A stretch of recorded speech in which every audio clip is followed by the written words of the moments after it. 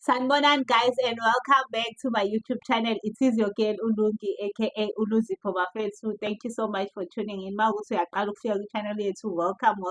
Ungakhohlwa ukusubscribe, ulike, ushare, ucommente, uklikhe ne-notification bell bafethu. Mawukuthi vele uyi-returniwe na, uyalwazi udaba-ke guys ukuthi ngithanda kangakanani, ngithanda nonke and ngiyanamukela nonke again to my channel. Without wasting your time, another day, another story. But before say story bafethu ningakhohlwa sesine super thanks. Uyakwazi ukuthi mawukhona mhlawumbe okuncane ufuna ukufaka i-channel just ukuthi ukhulise i-channel unganqindi bafethu wenze into e-right.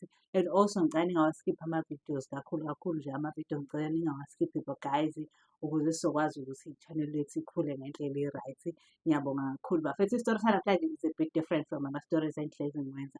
This one requires input yenu nani. Kahle kahle umuntu ongibhalela i-story needs an advice. So cela nilalele i-story and then mese uyasho wena from your perspective ukuthi wena ukube kuthiwa yilo muntu, what would you do?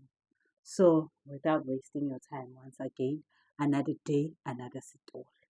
So isitori sesimayelana noGayi. Uthi lo Gayi lo ngikhule ekhaya nje sihlala ingane kuyimina nokhazini wami siba u-2. Uthi njengoba siba u-2, ukhazini wami siyihlobo naye wachaza ukuthi bayihlobo kanjani, but into engihluleka ukuyichaza yabo. But bayihlobo nokhazini wakhe. So yazi kokhazini mhlawumbe ekhaya nilala ndawonye. Uthi sobe ngihlezi ngilala nokhazini wami nje silala ndawonye kunormal. But this one time uthi ukhazini wami mdala kunami njengokuthi nje hhayi kangakanani. Abashiyani kakhulu, amashiyana of 5 years or 6 years, I'm not really sure. But ukhazini wakhe mdala kunaye. So uthi-ke uGayi hhayi silale-ke nokhazini wami nje njalo okujwayelekile. Uthi this one day ukhazini angenzele isimanga engakaze ngize ngisicabange. Uthi ngithi ngilele ngizwe nje ukhazini nami uyangibrasha. Uthi ngiqale ngingakholwa ukuthi hayi bo iyona yini lento eyenzakalayo because nami ngiyingane at that time. Naye uyingane but esikhulakhulile because yena mhlawumbe wayeseko-grade 11. Uthi engibrashe. Uthi I got really shocked ngale ndlela yokuthi angikholwanga ukuthi kwenzakalani. Uthi hhayi waqeda lapho umuntu wakhona wavudane nje wangena phakathi. Uthi hhayi wavele wayishaya inkonzo yasekamereni. Uthi ngakhala, uthi angikaze ngibuzwe ubuhlungu obunjeyaya empilweni yami yonke. And then uthi emva kwalokho uGayi wavuka ekuseni nje kwaba as normal engazuthi ayikho into eyenzekile. Uthi because ngiyingane at that time nokuthi hhayi maybe ingqondo yami kwenzakalani. Uthi yabo I didn't believe it at first. Uthi hhayi kudlula isikhathi futhi aphinde u-brother man. Uthi hhayi bo ngize ngibone ubhuti lento angenza yona ayikho right. Lento lo muntu angenza yona. But it's awkward to even talk about it. I can't even confront. Ngiyamahloni ukukhuluma ngayo. Ngiyasaba ukusho ekhaya. Ngiyasaba naye futhi ukumbuza ukuthi kanti wenzani yabo. Uthi nje iyang-traumatize whenever eyenza kuvele kube ngathi nje ngi-choke-ekile. Like I don't react, ngiba numb nje uma ngabe enza lento ayenzayo yabo. Uthi hhayi kuhamba isikhathi uthi nje ngigcine sengi-enjoya-ke as isikhathi sihamba. Uthi nje ngale ndlela yokuthi nje sengiyazi ukuthi okay we do this thing kusasa senze ngazuthi nje akwenzakalanga lutho. Uthi but manje ngoba sengikhula sengiyabona sengidevelopha ama-feelings abantu besilisa yabo. And then uma ngabe sengidevelopha ama-feelings abantu besilisa sengiba nakho lokho ukuthi yes sibani lento le mhlampe ngaba ngiyona ukube kuthiwa lo akavedananga yena waqala wenza lento le. So I'm at a point ngiyabona abantu basekhaya ukuthi they are excited inkosi yami ukuthi hhayi bazele ingane yomfana bazoba nabazukulu. But ngiyazi ukuthi that is something I will never give them ngoba nje anginaso isikhathi sabantu besifazane ngisengithanda abantu besilisa. And it's not by choice, it's by izinto engakhula zenziwa kimi which led to ukuthi mina gcine ngingasenayo imizwa yabantu besifazane senginamizwa yabantu besilisa.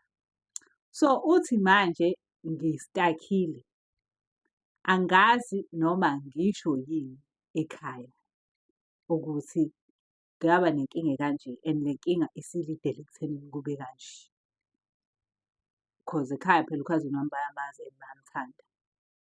And also uma ngabe kuwukuthi ngigcina ngidecide ukuthi how do I even start ukuthi ngiyichaze le ndaba. So kahle kahle udinga i-advice ukuthi ebatshene yini abazali bakhe noma afe nayo one. Uma ebatshena uyiqala ngaphi indaba ukuyichaza ukuthi kwenzakalani. Avele ayibhadlaze nje kanjalo ukuthi ukhazini wami wangenza kanje kanje kanje kanje ukuze ngibe nje. So udinga i-advice-ke from your side guys. If ukwazi ukuthi yini ekumele ayenze because yena udidekile, uthi le nto le isiqala ukumlimaza manje because usemdala. And akaze aze ayikhulume nokhazini till today. Even manje ukhazini usemdala naye sebekhulile bobabili. But still, but ababadala phela ubudala lobu. But nje still bobabili they have never talked about it. But ba-right, bayazwana, bayahlangana kuma-gatherings, yonke into i-right, but they've never talked about it, even though ukhazini engasayenzi le nto. And even though sebekhulile bobabili, but abakaze beyikhulume. So if you were in his shoes, what would you do? Ngiyabonga-ke for tuning in. Ngizobe ngilindile kwi-comment section ukuthi nizothini-ke guys. Naye-ke umbhali uzoyibuka le video le. So please nikhumbule ukuthi umuntu obhalile uyayibona ividiyo. If kuwukuthi une-comment engekho right, ngiyacela ukuthi uyigcine kuwena. I-comment esifana i-comment e-constructive, mhlampe i-advice ukuthi ungenze njani. But ukum-advise-a kwakho ungamenzi ukuthi umu-offend guys. Ipheji lethu is against abantu abahlukumeza abanye abantu. This is not TikTok bafethu. This is my special channel.